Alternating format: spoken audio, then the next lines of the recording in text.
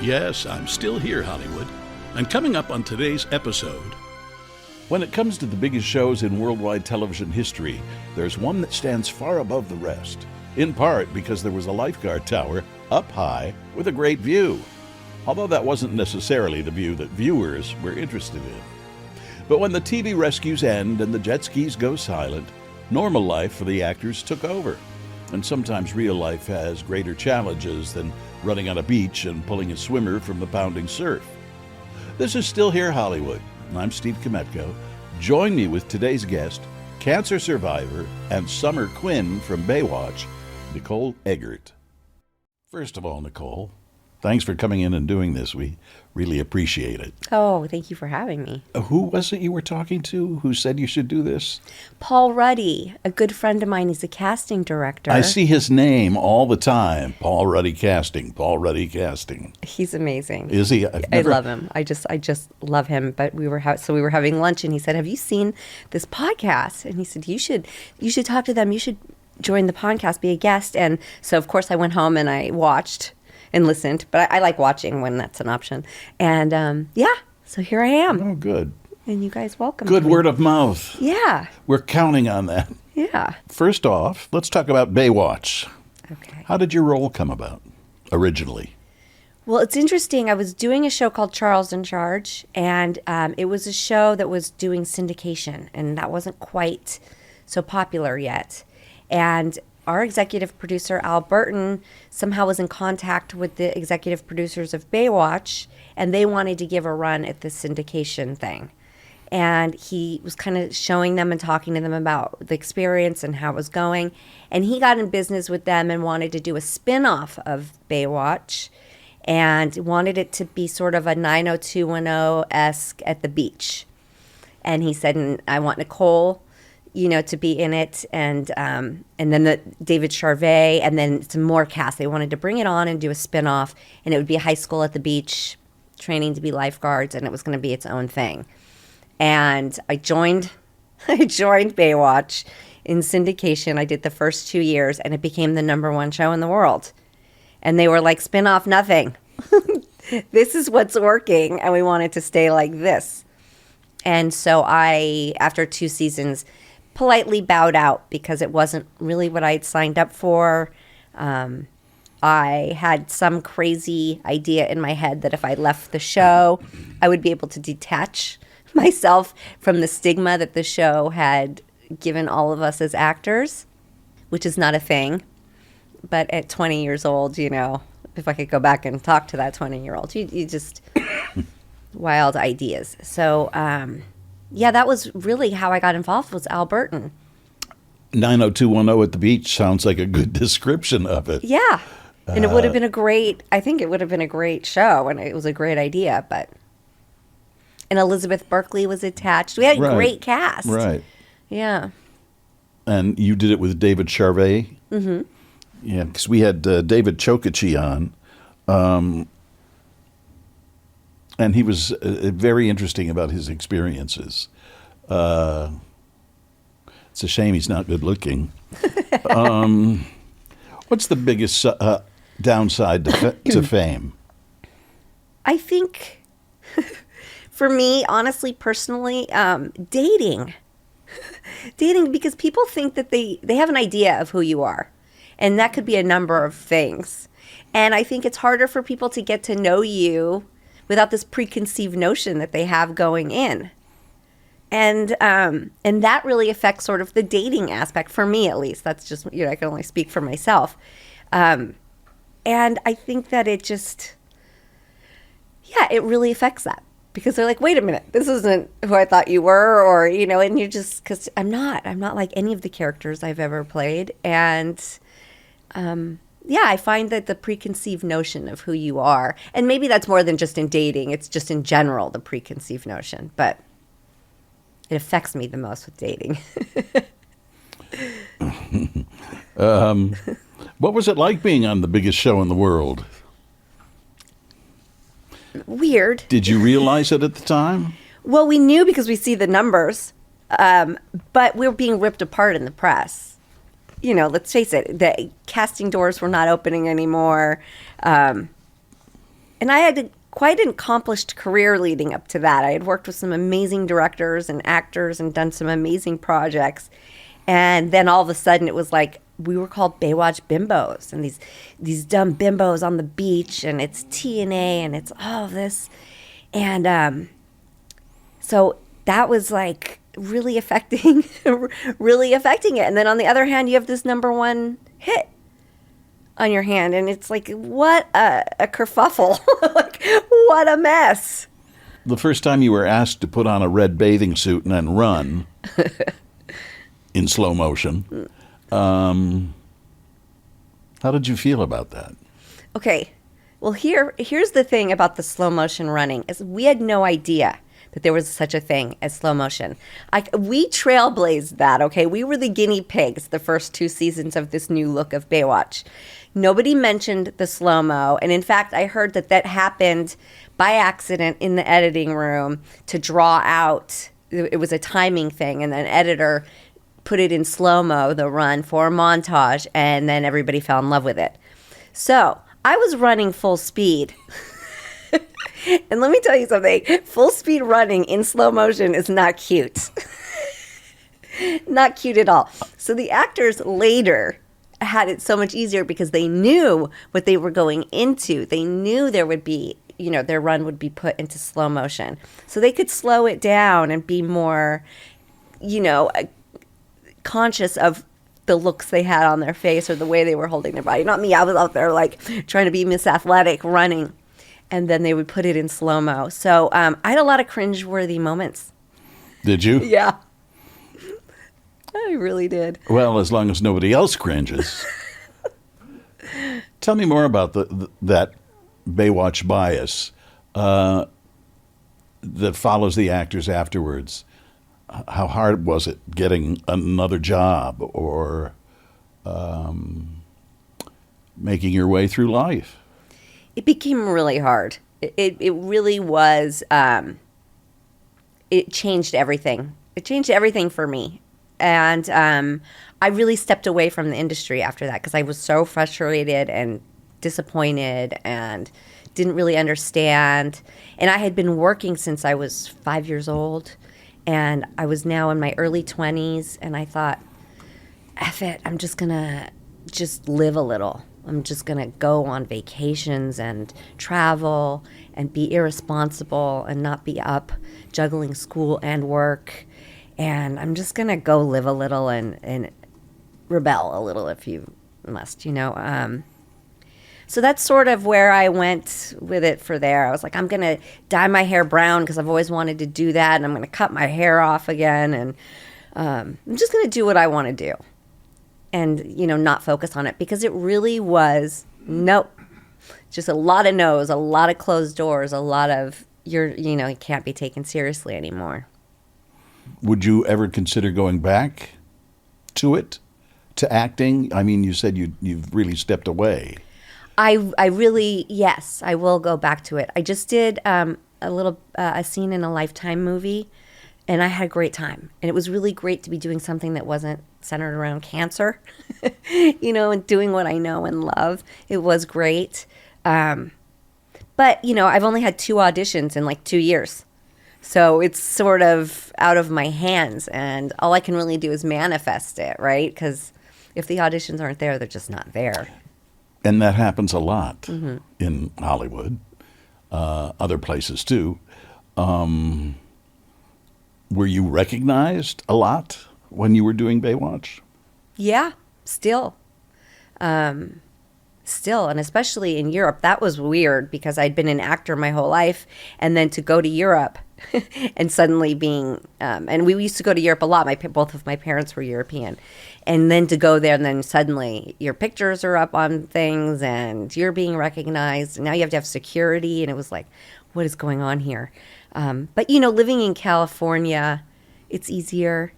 People, they recognize you, but they used to it, and they pretty much leave you alone. They stand back, give you your space. Yeah, for the most part. For the most part. Now that there's cell phones, though, they're recording you from afar. Yes. Yeah. How does that happen? Yeah. Technology. Tell me about Charles in Charge. Charles in Charge was... It was I had auditioned for Al Burton, the executive producer, so many times, and he'd done Facts of Life. He had so many great shows, and I knew I wanted to work with him.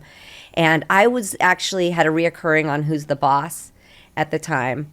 And funny enough, Circus of the Stars was casting, and I think it was Alyssa Milano who went to try out, and I went with her, and I wanted to be on it so bad. I wanted Circus of the Stars so bad.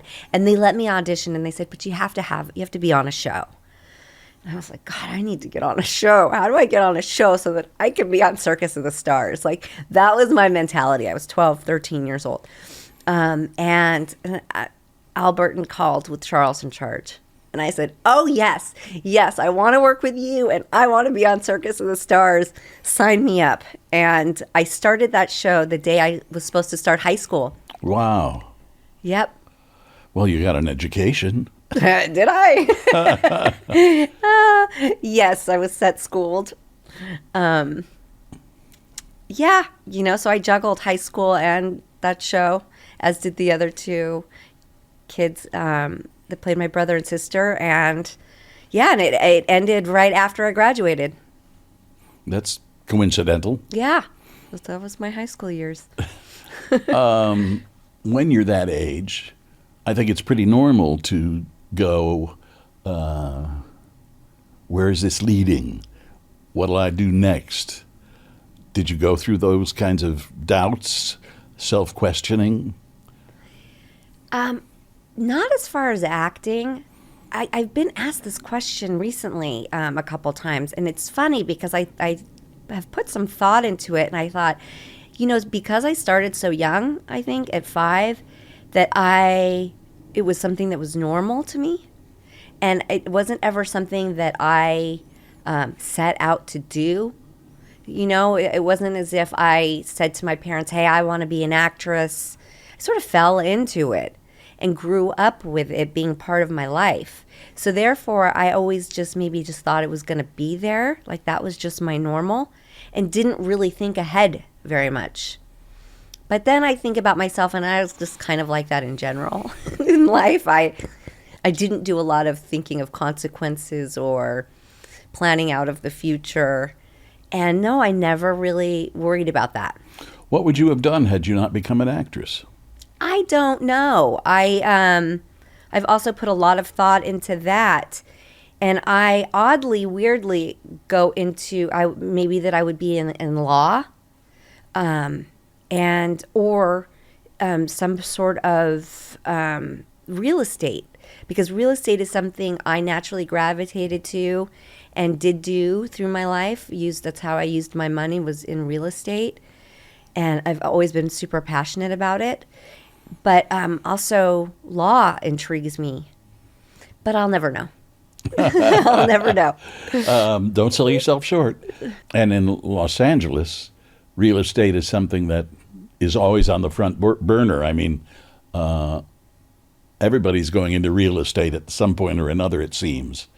I've known quite a few people who went into that line of work, selling homes, finding buyers, sellers. I don't know. It sounds awfully hard. Yes. I was more into, like, when they said to me, you have to do something with your money. At 15, I immediately went to real estate. And so I was like, I'll buy a house. And I always was, and I think I got this from my dad, we would always go look at open houses. And I think because he was from Germany and moved out to Los Angeles and was like living in a small apartment in Hollywood, met my mother who was from England, and she was living in Glendale. And then they built this home in Huntington Beach. And it was a big process for them. There was nothing out in Huntington Beach.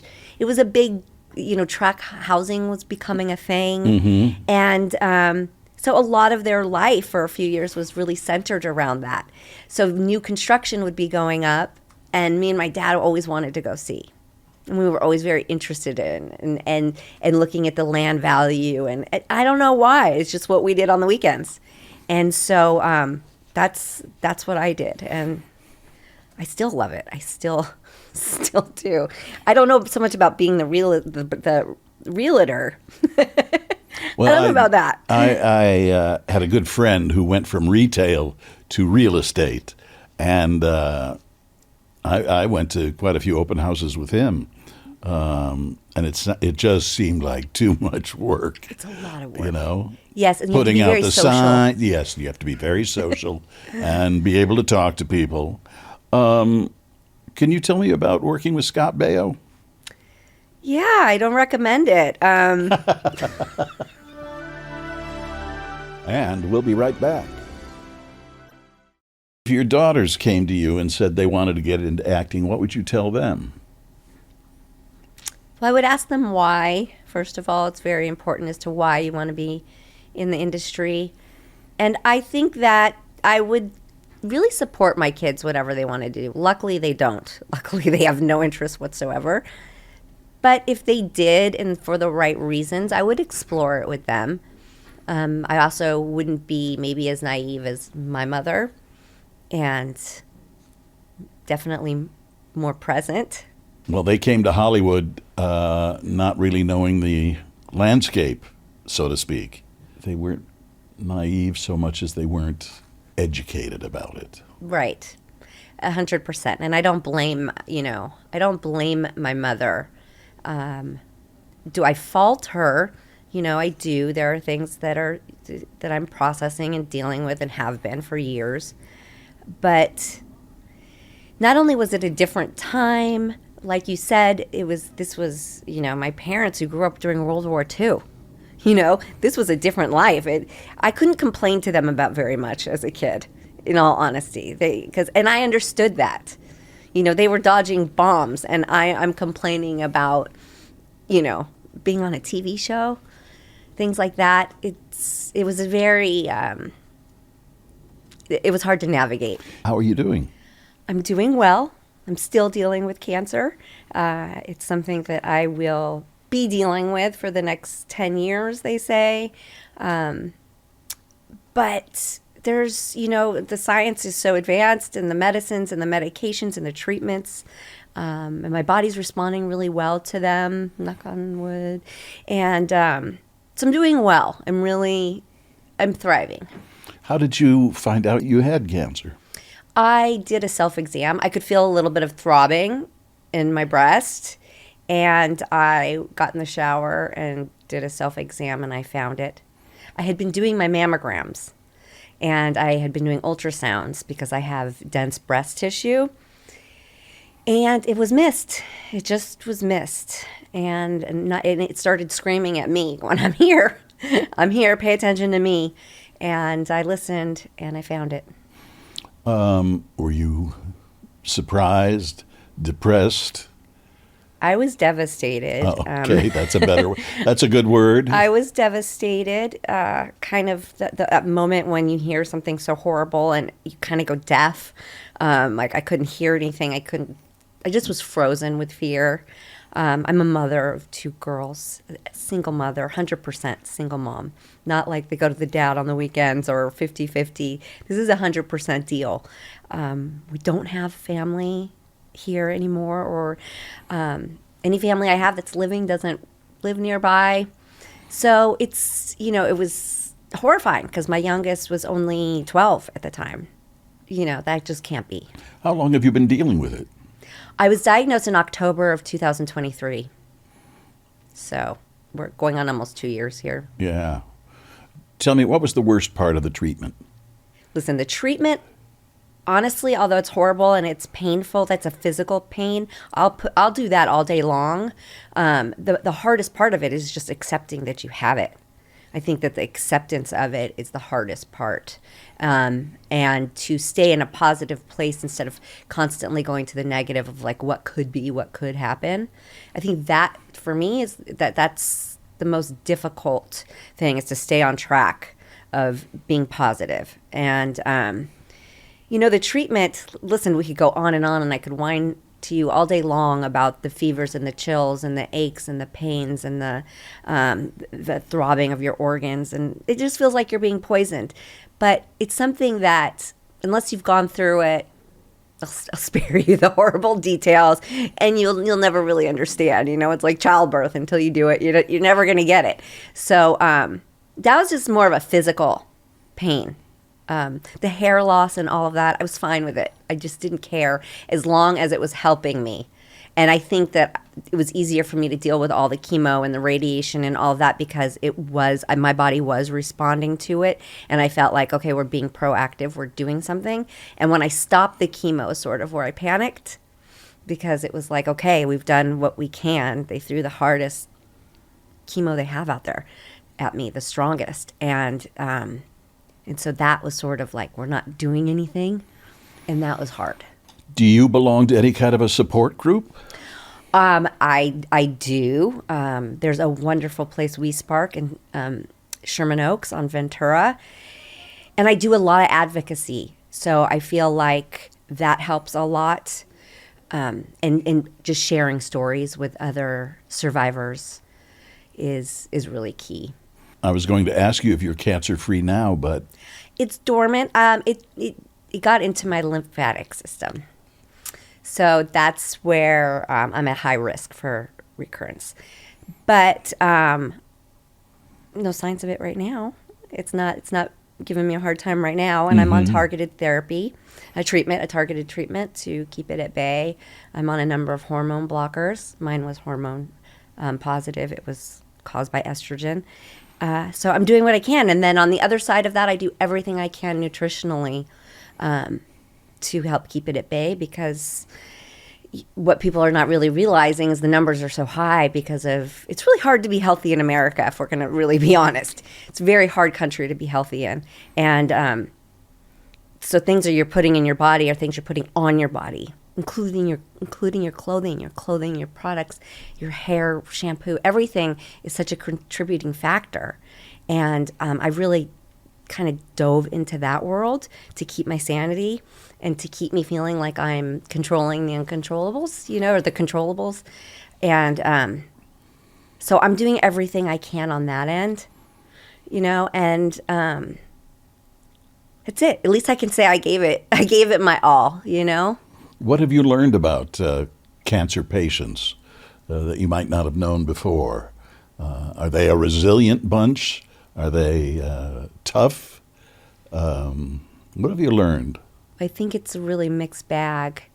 It's a mixed bag. The one thing I've learned that seems to be common is that everybody's so accepting and warm and open, and they'll put their arms around you and share their stories. So that's been wonderful. What I do realize is a lot of, and I mostly interact with breast cancer patients, obviously. That's sort of my world. A lot of people just go along with the steps that they're given from their doctors without self-advocating, without looking and researching what that means. And I think that works for some, because what you don't know doesn't hurt you. Do you think they feel ill-equipped to absorb all this information? I think some people, some people. I was just talking to the nurse at my surgeon's office, and she was asking me if I could put together some resources for women in the Hispanic community that come in. She says a lot of times they'll say they don't have access to the internet, or because of the language barrier, they just sort of throw their hands up and get exhausted, or they're waiting to be reached out to for the next steps, instead of realizing that you have to advocate. Take the step. You have to, yes.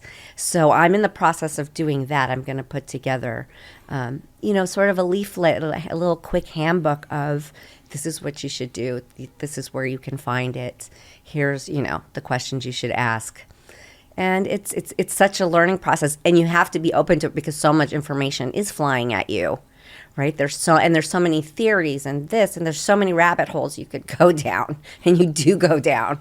And, so I really try to stick to the scientifically backed supplements and things like that. I do some that aren't. Like, I'm a little bit in the juju. I eat apricot seeds, which is not really legally sold here, but I eat them. They're full of arsenic. And I drink soursop tea because I've heard of villages that drink that and they don't have any cancer. So I do it all. I kind of feel like for me what works is doing all the things. Yeah. It sounds like you have a positive attitude, which I think is very important. What would you tell other women? I first you have to realize it doesn't have to be a death sentence. So if you can get past that part and realize that there's so much out there that you can do for yourself and to help yourself, and that the treatments do work. Because a negative body and a sad body has a harder time healing. And I know that that sounds crazy. It's like, well, you're dealt this, how are you supposed to be happy? And I do get sad and I do get down, and I have grace with myself. And I say, this is completely normal. It's completely normal to go to that deep, dark place. But you have to say, okay, that is an option. But you know what else is an option? Is beating this and living a fantastic life going forward. So I think getting your mind in the most positive place that you can, whatever that means for you. Some people it's church. For me, it's meditation. I do guided meditation. I see a shaman. I do all the things that I feel like bring me peace. And that's different for everybody, but you have to find that. That's like the number one, is to get your head and your spirit. You said you have 2 daughters? Mm-hmm. How old are they? One is 27 and one is 13. I never would have guessed. You don't look old enough to have a 27-year-old daughter. I am. Congratulations. Good for you. Have you had, you must have had conversations with them. Hardest conversations I've ever had to have in my life. Really? How so? Telling them that this was my diagnosis. And did they handle it okay? They did. They did. They handle it they process it very differently. They're 2 very different human beings. My youngest, when I told her, the look on her face broke my heart. My whole body shattered when I looked at her face. So I immediately said to her, no. It's not a big deal. It's just something that I have to do a little bit of treatment and some surgery, and it's going to be gone, and we have nothing to worry about. So I kept her in that mind space. And then kind of as things went along, said, look, this kind of could happen. I might look like this, I had her help me shave my head, and we had fun. We put on loud music and shaved my head. And, I said to her, I always wanted to know what it feels like to have a shaved head. Let's do it, and tried to make fun with it. The weekends after chemo that I was at my worst, I would make plans for her to not be in the house. And not to say that she hasn't seen some really bad moments, but I've really kind of tried to protect her, shield her more from it. What is the most surprising thing you learned from having cancer? That it would make me such a better version of myself. It's so strange, and I know I'm not the only one that says this. It's like this club I never wanted to be a part of, ever, but I don't think I would trade it. I don't think I would go back and do it any differently. I will never be the same person, ever, and for the better, milestones for the better. And a lot of people talk about how you get rid of cancer and how you deal with cancer, and I'm really in a moment right now of how did you get cancer? And I can see it. I can see all the signs, and I can pinpoint it all. And I don't ever want to be that person again. How do you think about your career and what lies ahead? I've realized that not thinking about it is probably the best. It's such a strange time in the industry. As you know, it's changed so much. It's not anything like it used to be. And I haven't really been that involved in the entertainment industry for so many years. So trying to step back into it is learning it all over, learning how everything is done now and just how different it is. So a lot of my focus is more on sharing my story and advocating for other patients and podcasting. I've fallen in love with this world. I love it. I love how uncensored it is. And just going with the flow. I've given up anymore of trying to have a plan in the future and what I want things to look like, because life is a funny joke. It'll really throw curveballs at you. So I really am in a headspace where what's meant to be is going to be. Like, for real, I think that now. I always knew that was true, but for now, I feel it. I hate that. Yeah. I know, it's hard. It's frustrating. Well, sometimes it'd be nice if you had a little more control over certain things. It's true. Because it just keeps changing. And I keep aging. Right. There are certain, I've heard and I've seen, there are certain weird side effects that happen. What have you experienced? Listen, how much time do you have? The side effects. Okay, I think the one I hate the most, there's two that I hate the most. One is the memory loss. Like, the chemo brain is a real thing. And it's not like brain fog or anything. I'll just literally blank out. So I have to write everything down. It's just a little bit of a bummer because that's coming to me with my age anyway. And it really accelerated it. So I was like, that's a jip right there. Right. The damage that it does do to the brain. And then my feet. My feet just are not ever going to be the same. They hurt. I mean, it's pain that I can't, it's kind of hard to describe. If I sit for too long and I get up and I try to walk, I mean, I look 80 years old. Oh, God, I can relate to this. So it takes a little, like, getting up and moving around takes Yes. some warming up, doesn't it? What was your lowest point? Was it telling your daughter? Was that the lowest point of your illness?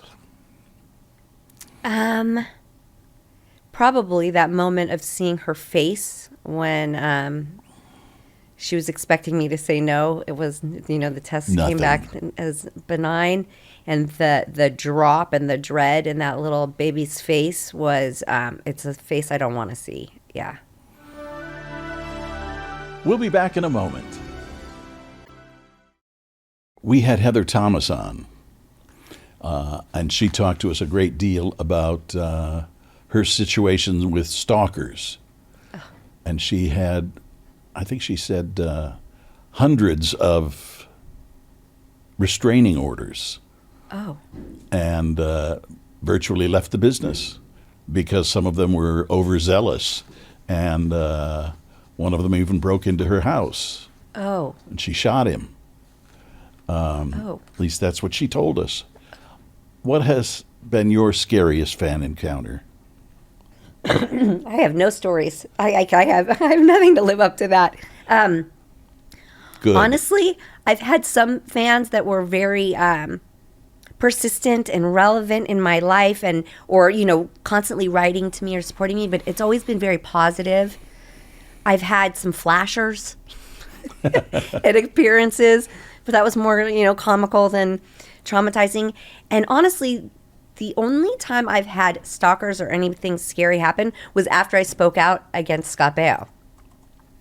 And a lot of people, oddly, it happened as Trump was running for office, and he came out as a huge Trump supporter, and it was all in that same timing. And so a lot of people were convinced that it was a political move on my behalf. And so he had some very strong MAGA fans that would start showing up at my house. A lot of death threats. Somebody tried to press charges against me for sexual assault. They called my local police department. My police department, they came and knocked on my door and said, "You need to be careful. This woman said that you sexually assaulted her." And by the end of the report, they realized that she admitted that her and I have never even been in the same room or even at the same state that we know of at the same time. Crazy. Having pizzas and sodas delivered to my home over and over and over. So there were 6 would happen in a day. Things like that. Weird. And that's when I got scared. Do you like pizza? I don't. I'm not. And I've never had a soda. If you can believe, I have never sat and drank an entire soda. I don't drink soda, and pizza's okay sometimes, but no, we're not generally pizza fans. But I think it was just for them to let me know that they knew where I was. And my daughter was little at the time, and so we had to leave the home for a while. Luckily, I had some family to stay with, and then we eventually moved. And that's the only time I really had like scary encounters where I took it serious. Yeah. Do you ultimately, in retrospect, regret having done Baywatch? No, because you can't have regrets. You can't think what if. And it's been so long and so full circle now that people look at it fondly now. It's a whole different vibe when it comes up now.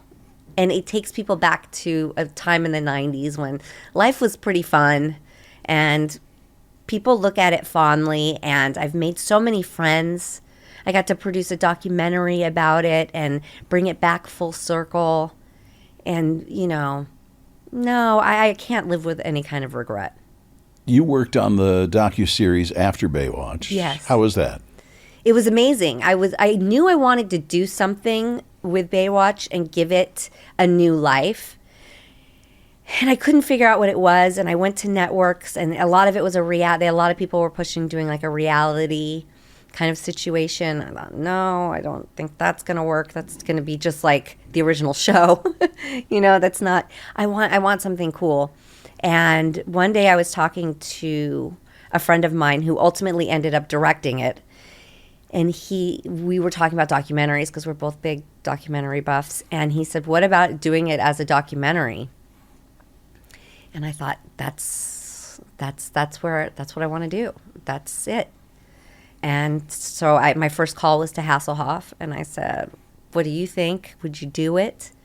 And he said, yes. And I thought, well, if he's in, everybody else will be in. And let's go. And so I just started calling everybody and rounding everybody up. 5 years later. Later that same day. A pandemic, cancer diagnosis, chemotherapy.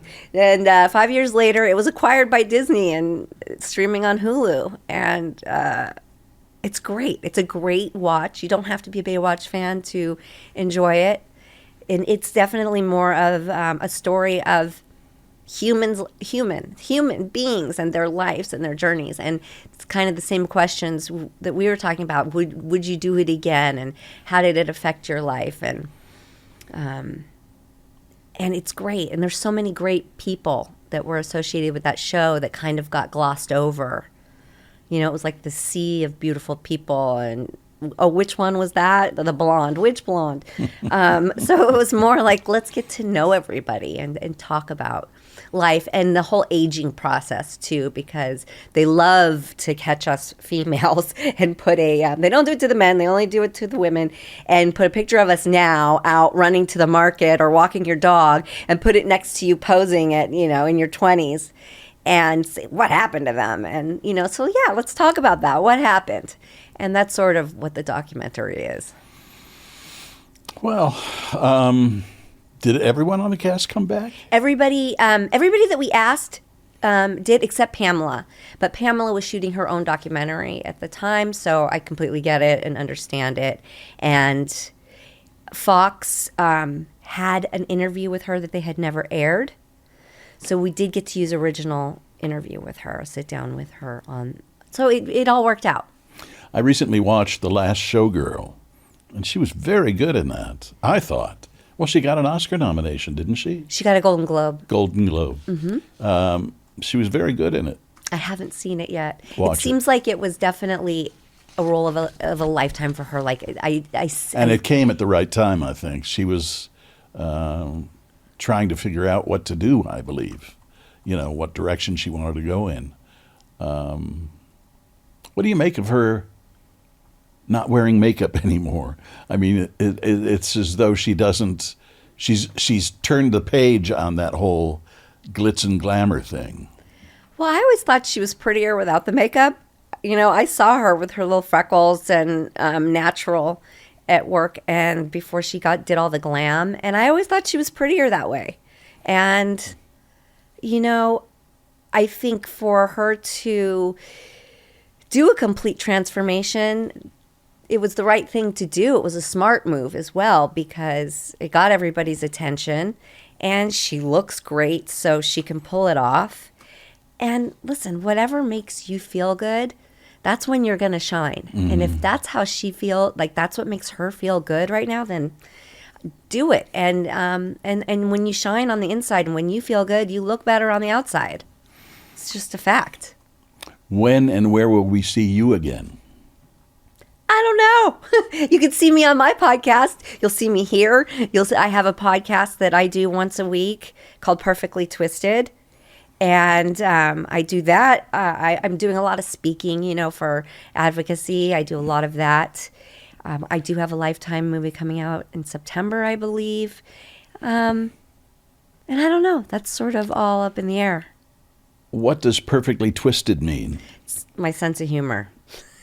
Oh, perfectly twisted, huh? It is. I'm a little bit on the dark side of humor. I like to laugh. I like to laugh at life. Yeah.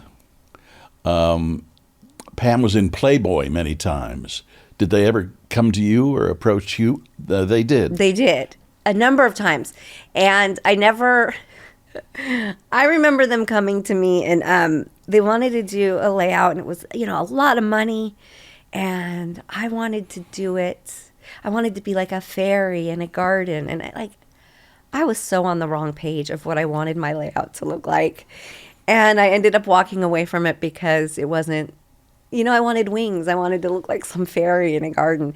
And they were like, have you looked at the magazine? And it was before it got a little bit more artsy. It was very much like the Playboy playbook.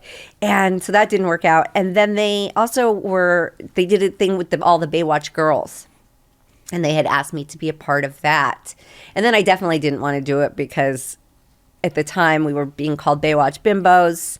And I was trying to escape that. And that wasn't going to help to all of us get in our, red bathing suit with it half hanging off. That wasn't in the cards for me. So I never ended up doing it. But I did want to because I thought it was so iconic. But it just never worked out. Damn. You recently lost one of your castmates to Parkinson's. Were you in touch with them or? Yes. Michael Newman was very much in the documentary. And he got to see the documentary and come to the premiere and the party and all of it, which was amazing. And that's really hard. It was really difficult because he was this Iron Man, and this is very life throws horrible jokes at you. So, but he was active and out there in the ocean, still paddle boarding and still working out till the end. He was determined, and that's what made him happy. And he was still doing it. So it was amazing. I'm a big fan of the documentary availability these days with things like Netflix and Prime Video and Hulu. Would you consider doing more in that vein from a creative standpoint rather than in front of the camera? Yes. I don't know if it would be documentary making because I'll tell you something, it's a lot of work and there's not a lot of money. We broke even on it, and you have to be very passionate about it. Like I said, 5 years of working on it. And so documentary making is tough. It really is hard. Although I documented my journey, my cancer journey too. I recorded the good, the bad, the ugly of that. I don't know if I'll do something with that or not, maybe one day.